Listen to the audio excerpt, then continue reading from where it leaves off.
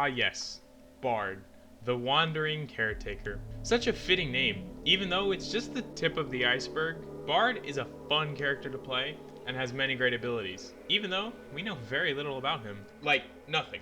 He has very little lore. But that's okay. We don't need to know much about him except one thing. He collects simps.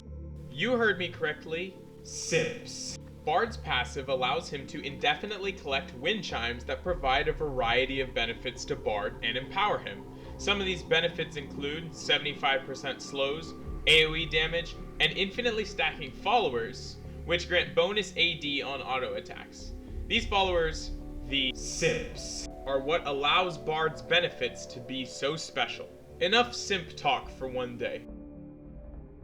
Bard's Q is a line skill shot that upon striking an enemy slows them.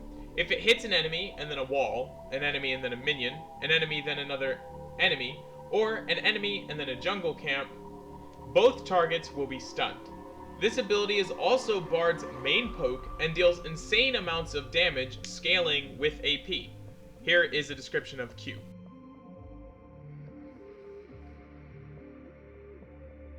Bard's W is a heal that improves with AP scaling.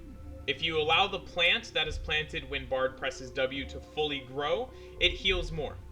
That's it. Step on plant, it heals you. Bard's E is the reason Bard is known as the Wandering Caretaker. Bard creates a portal that friendly and enemies can use to teleport through terrain, and is a useful escape tool.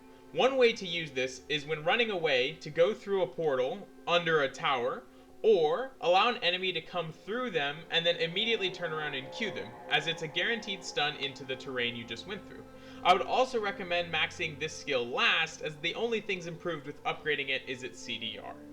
And finally, we get to the part of Bard's kit that distinguishes bad Bard players from good Bard players. Bard's ult is a stasis circle that puts everything inside of it, including epic monsters, into stasis for 2.5 seconds.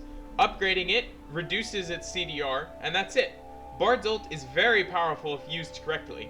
A good Bard will be able to use it to engage a team fight from a better angle, stop a tower from dying to rift, save a low health ally being chased, or save his ADC from dying to tower on a tower dive. For the same reason, a bad Bard can single-handedly make the enemy team gain the easiest 16 LP of their life. This is because Bard's ult puts everyone into stasis, including friendlies, meaning you can epically screw over your friends, or yourself. For Bard, there are two widely used builds, AP Bard and Tank Bard. AP Bard is the most common one used, and the one that I play. It allows Bard to stun away a quarter of an ADC's health, and then use his passive to slow them so they can't escape, making for easy kills, even as a support. And if they do escape, just E a wall and you're already caught up. Due to his ultimate and his build including boots of mobility, this allows him to be a great roaming support, because if he ever gets in too much of a tussle, he can use his ultimate and get out right away. Tank Bard is a bit more difficult to play for the same reasons that AP Bard is very easy to play. As Tank Bard, you're going to have reduced damage, meaning that you're going to have to stick with the team and frontline more, so his roaming capabilities are definitely lessened. But if your team lacks a tank, in a pinch, it will definitely work. If you haven't played Bard yet, I'd give it a shot. With a high damage potential and an amazing or terrible ult, support or mid lane, you should join in the fun when I say, so what if I play Bard?